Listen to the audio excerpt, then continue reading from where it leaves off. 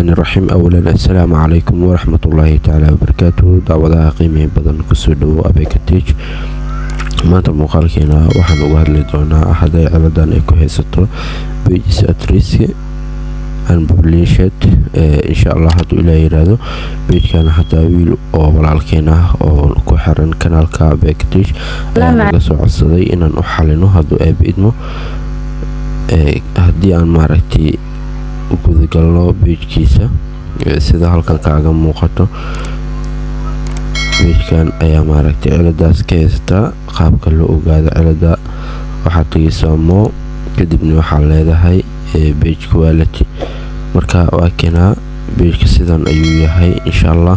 waxaan rajeynaynaa inaan isla xalino ugu horeen waxaan sameyn doonaa screenshot ayaan ka qaadi doonaa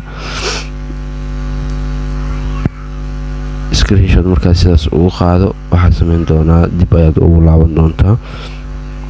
dib markaa sidan ugu laabatid isla page-ka adoo joogo qaybtan mo iska tag kadib wadan inta waxaa ku xulan doontaa meeshan ay ku qoran tahay copy link linkigan ayaa koobiyin doontaa copy link markaa dhaadid dib ayaa u laaban doontaa dib markaa u laabatid qaybtan ay ku qoran tahay help and support ayaa ku dul dhufan doontaa help and support markaa ku dhufatid qaybtan report a problem qaybtaas ayaa kusii ka xulan doontaa kadibna hoos ayaa u wadi doontaa ilaa aad ka aragtid continue report a problem markaa ku dhufatid including report a problem ayaa kusii xulan doontaa intaan kuma sharxi doono waayo cashir walbo aan Facebook problem aan ka xalinayno meesha kaliya looga xaliyo oo reportka lagu dirsado waa meeshaas kadib pages ayaa xulan doonaa pageska markaa xulano qaybtan oo describe the issue xaalada ku haysato qeex meesha ay qoran tahay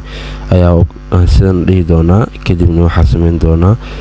posti aan diyaarnaa jirto postigaas ayaan soo dhigi doonaa postiga waa kina waxaana ku qoran sida halkan hello Facebook team my pages at risk being unpublished, this is my mistake waa qaladkii so please publish my page as soon as possible si markaas ay macquul ah kadib waxaa sameyn doonaa linkigii hadda u dambeeyay aan maaragtay soo koobiyay ayaa hoos dhigi doonaa marka linkigan hoos dhigno qaybtana u jeedid sawirkaaga muuqato sawirkan waa ka tirtiri doontaa oo kan looma baahno waad ka saari doontaa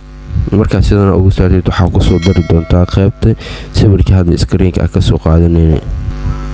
sida halkan kaaga muuqato sawirkii screen-ka ka soo qaadanay ayaan soo gelinay ugu dambeyn waxaa sameyn doonaa qaybta sare ee ku qoran tahay send qaybtaas ayaan u diri doonaa insha Allah bini'aadam kariim waxaa sugi doontaa 24 hours hadii bal jawaab kugu soo sii waayeen insha Allah habka kale ama nidaamka kale loo xaliyo ayaan isla arki doonaa inta muuqaal caynkan oo kala waxaan idinka tagi doonaa wassalaamu calaykum waraxmatullaahi tacaala wabarakaatu waqtigaaga ka faa'iideyso inta dhalinyarada